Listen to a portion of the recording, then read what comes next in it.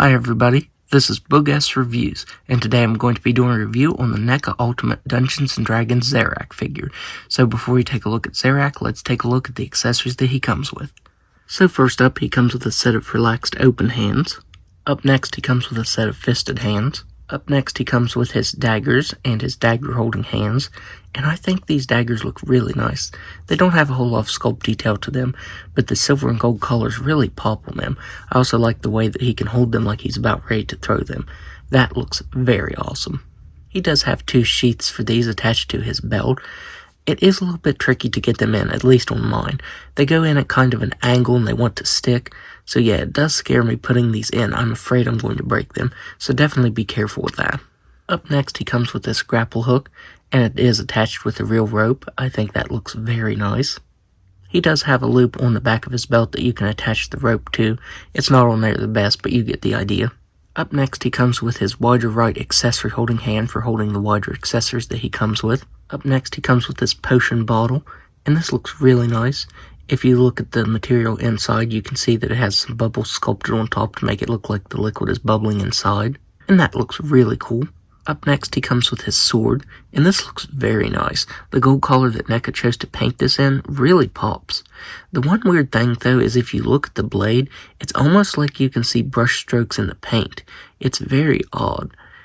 I don't think it's meant to be textured. It almost looks like there's lines through the paint. So that is a bit odd. And finally, he comes with an alternate hood-down head sculpt. And this looks amazing. Neca did a phenomenal job at sculpting this. I love that dark green wash that he has to his skin. You can see it particularly around the brows and the cheek areas. That sinister grin he has looks really nice. I think the shading around his eyes is actually printed on, but that looks really nice. The rotten teeth, the wart, just everything on this head sculpt looks amazing. And I believe this and the hood head sculpt are the exact same thing. Of course, the only difference is this has the hood attached. I'm pretty sure it's probably glued down because it doesn't want to move in there. But yeah, you can see them side by side, and I'm pretty sure they're exactly the same. I feel like this one might have just a little bit more shading to it because it's hooded. But yeah, I'm pretty sure they're the same. But they do look stunning. Neca did a very awesome job at sculpting this head. Neca did an amazing job on this hooded head sculpt. The texturing to the hood is crazy. It's just crazy the amount of texturing this whole figure has on it. But yeah, the texturing on this hood looks really nice. The blue is painted over the black, and you can see where a lot of blue is missing right here. You can see where the blue gets a little spotty right here in the wrinkles, but I think that works because it almost looks like shading. Even though the base color of that black is showing through, I do think that looks good because it does look like shading. The collar piece also looks really good. The red has a black wash over top of it, and that looks very nice. Just like his gloves also have the same sort of black wash over top of them. More of that phenomenal texturing to his whole outfit. That looks really good. One complaint of mine is that the arms are really loose. You can see how this one just drops, as opposed to this one. It's kind of loose, but it will stay up. But if you try to get this one to stay up, it just falls straight back down. So that's kind of odd. I almost thought that this had butterfly joints to it because of how loose the arms were. But nope, it's just loose in there. His belt has some really awesome texturing to it. It has the gold buttons painted on. You can see that this one missed its mark just a little bit, but other than that, it looks very nice. All the pouches are outlined in red.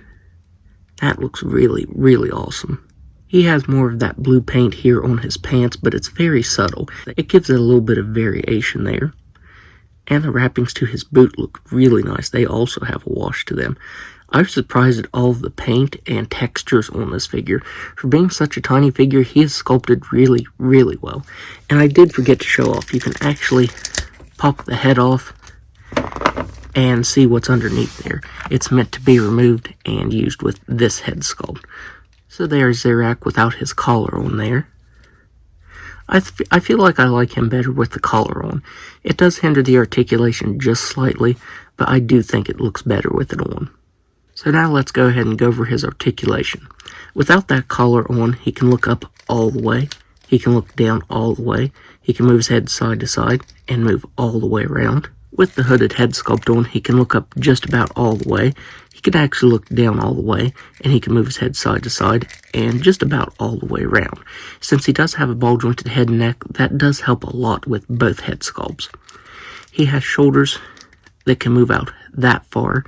As I said, the shoulders on this are very loose, and if you look, it almost does look like he has a butterfly joint just because of how loose those shoulders are.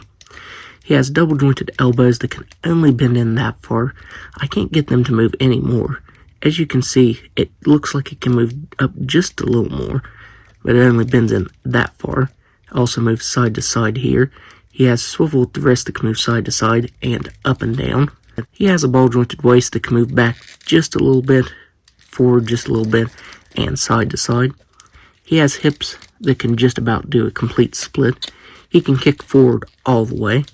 He can kick back all the way. He has a really nice thigh swivel. He has single jointed knees that can only bend back that far, and he has ankles that can move down all the way, up all the way, and a nice ankle rocker. So for the only size comparison, here he is next to the only other Dungeons & Dragons NECA figure that I have, Grimsword. So overall, I would highly recommend picking this up because NECA did yet another awesome job on a Dungeons & Dragons figure. At this point, I am definitely sold on this line, and I can't wait to get more of them. I was really shocked as to how well I like these. The articulation, sculpt, paint detail, and accessories are top notch. So yeah, definitely pick this up. So that's my review. If you like this review, be sure to hit the like button and subscribe to my channel. Thanks for watching.